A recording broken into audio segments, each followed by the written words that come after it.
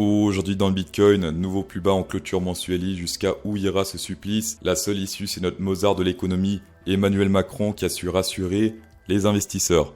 Lorsque tout parfois semble perdu ou morose, il faut penser printemps. Pensez printemps, les amis! On va commencer en mensuel. Ce qui se passe là, c'est très grave. On a clôturé sous l'ATH 2017. ATH 2017, environ 19 755. Et si on zoome un peu, regardez bien, on a pile poil clôturé sous cette ATH.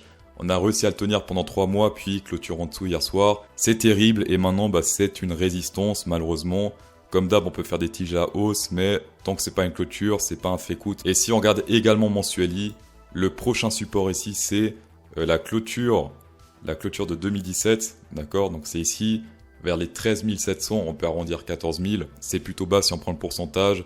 Ça fait environ moins 28% encore à souffrir avant de trouver le prochain support en mensuel. Autre chose également un peu bearish, long terme sur le RSI, regardez bien ce support historique 2015-2019, la ligne bleue ici, on l'a pété à la baisse il y a quelques mois en arrière. Et depuis, on a retesté ce niveau, puis nouveau rejet, comme on peut le voir ici. Petit retest avec la bougie bleue, puis rejet à nouveau. Et niveau bougie, si on regarde en mensuel, la suite logique, c'est on descend jusqu'à ce prochain support ici. Ça risque de prendre du temps parce qu'une bougie un mois, sauf que des fois, il nous fait des surprises, comme par exemple cette bougie où ça fait directement road to the ground. Pour ceux qui veulent shorter ça, faites attention aux tiges. Mettez pas votre stop loss sur la ligne jaune, sinon sélection naturelle. En semaine libre, pour l'instant, la résistance tient. Donc résistance rouge ici, on a fait une petite tige à hausse, ça s'est passé avant de reclôturer la baisse. Si on prend en compte les supports résistance, la suite logique, c'est également les 14 000 en semaine libre. Peut-être ici, on a un support historique, si on dézoome un peu. Ah non, c'est un range support historique depuis 2018, qui corrèle plus ou moins avec le support 14 000. On a également une divergence bear ici confirmée, puisque là ça descend alors que là c'est tout droit sur le RSI. Et on a également une divergence boule potentielle mais tendance baissière et divergence boule pas validée. Donc pour l'instant c'est la divergence bear qui remporte. En journée pour l'instant cette grosse résistance nous tient toujours. Et si on zoome un peu, hop, en effet on se fait souvent rejeter ici par cette résistance. On a également ces ranges parallèles qui font office de support résistance. On a pris ce range là, copier-coller plus bas et ainsi de suite. Et depuis, ça fait des jolies résistances support. Et comme on peut le voir ici, cette résistance-là, on peut plus la péter à la hausse. La suite logique, c'est ce support ici vers les 18 587. Et si on pète ça à la baisse et on clôture sous ce niveau, suite logique, ça sera ici vers les 16 940. Si on pète cette résistance rouge à la hausse, ça peut devenir bullish sur le court terme, en tout cas en jour-lit. Mais rappelez-vous qu'en semaine-lit, c'est très bearish. En mensuel aussi. Et les plus grosses time frames sont plus fortes que les plus petites time frame. Petit graphe, on peut voir les supplies underwater, des supplies qui sont sous l'eau en train de sombrer dans les abysses. Les jaunes, c'est 58%, les verts, c'est 59% de gens qui s'en perdent, 60% le rouge, et le gris, c'est le market price. Ce graphe est plutôt bearish parce que là, il annonce environ du 10K, la target. Alors historiquement, oui, c'était toujours un bottom entre 58 et 60%. Reste à voir si ce cycle-là sera différent. Peut-être ici, on va rebondir avant. Dans tous les cas, ici, on est sur un 1, 2, 3, 4 backtests, ce qui est pas mal. En 4 heures, ça a l'air plutôt neutral, mais si on prend les EMA, ça a l'air plutôt baissier, puisque on est en dessous de chaque EMA. Sur le RSI, petit support plutôt sympathique vers les 42, 41, 42. Et on peut voir également une petite divergence boule sur le VMC, là ça descend, et ici ça monte. Est-ce qu'elle est confirmée? Non, elle n'est pas confirmée. Pourquoi? Parce qu'on n'a pas clôturé au-dessus d'une bougie rouge. Si on zoome un peu, regardez bien. Il faut qu'on clôture au-dessus de cette bougie rouge pour confirmer la divergence boule. Pour l'instant, c'est pas encore le cas, et en plus, la tendance est baissière, donc c'est risqué de prendre tout ce qui est boule. Sur du moyen terme ici, ça commence à devenir de nouveau un peu intéressant au nord, puisqu'on a de la liquidité au nord et au sud, c'est plus uniquement au sud. Ça reste quand même plus rouge au sud, mais jusqu'à environ 20 500. Il y a des trucs à prendre au nord également. Sur Binance Future, c'est un peu compliqué. Là, ça se passe plus ou moins des deux côtés. Il y a du jaune au nord, au sud. Donc là, c'est un peu indécis over on Binance Future. Sur du court terme, en 1 hour, on peut voir qu'ici, sur le prix, sur l'action price, ça descend, pendant que sur l'open interest, ça monte doucement mais sûrement. Ça signifie qu'il y a des boules qui sont piégées, qui ne ferment pas leur position et qu'on risque de descendre jusqu'à ce que, ici, ça se pète bien la gueule sur l'open interest et que les boules saignent. Ici, on voit également que les longs sont plus au rendez-vous que les shorters, et comme d'hab, c'est la majorité en général qui se fait sélectionner par la nature. Une fois plus ici, plus de longueur que de shorter, on est sur du 69%. Donc ici également, tant que le sentiment est boule, c'est pas boule. Grâce à mes partenaires au vent de description, je peux vous donner accès à plus de 9 000 $ uniquement pour les traders expérimentés. Sur Bybit, sur Bitget, et maintenant de nouveau sur Binance également, 500 $ sur Binance, c'est magnifique.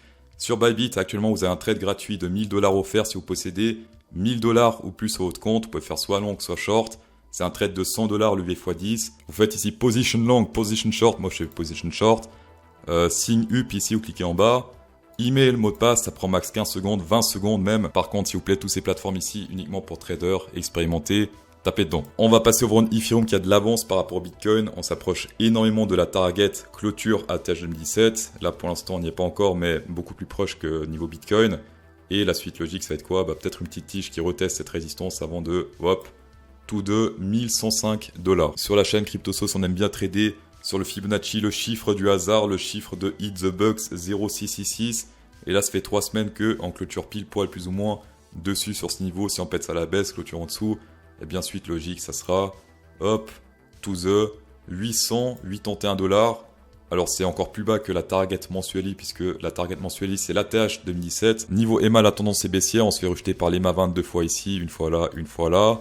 Divergence bear également, puisque là ça descend, alors que là c'est tout droit sur le RSI. On a une divergence boule potentielle, mais tendance baissière, donc c'est risqué à prendre. Parce que là c'est tout droit, alors que là ça descend légèrement. Vous le savez très bien, transition front, et du coup... pour moi, ce sera plutôt baissier sur le moyen terme. Le seul petit espoir sur le Ethereum en semaine, c'est ce support diagonal sur le RSI. C'est légèrement bullish, c'est office de support. Mais bon, après, on a un truc bullish pour une tendance baissière, pour une divergence bear, pour des rejets sur les MA 20, 3 trucs bearish pour un truc bullish. C'est la majorité qui l'emporte. Sauf en démocratie, bien sûr. Comme sur le Bitcoin, on peut faire ces lignes parallèles sur le Ethereum, sauf que là, ça va de en haut à en bas, alors que sur le Bitcoin, il me semble que c'est de en bas vers en haut. Enfin bref, c'est un détail.